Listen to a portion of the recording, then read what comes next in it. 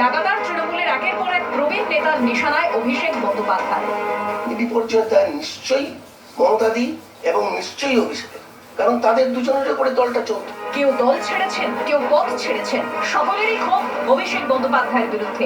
অভিষেক বন্দ্যোপাধ্যায়ের সংগঠনের সং আছে, গঠন নেই। তার রাজ্যসভার যে সং রিং মাস্টারের ভূমিকা পালন করছেন, মানে আমরা সবাই যেন জানোয়ার, আর রিং মাস্টার হচ্ছে ওই হান্টার মারছে যে দুটো পা তুলে দাঁড়াও, মানে কি করব, কার সঙ্গে কথা বলবো, অন্তত আমার অভিজ্ঞতা তাই। অভিষেক বন্দ্যোপাধ্যায় আজকালকার আধুনিক নেতা, তিনি তৃণমূল স্তর থেকে নেতৃত্ব উঠে আসেনি। ধরুন 4 তারিখ পর ডিজে বাজাবো বা শ্মশানে চুল্লি তাতে এই ধরনের মন্তব্য গণতন্ত্রে অভিপ্রেত হতে পারে না। অভিষেক বন্দ্যোপাধ্যায় এই স্টেটমেন্টটা সেটা সমর্থনযোগ্য হতে পারে না।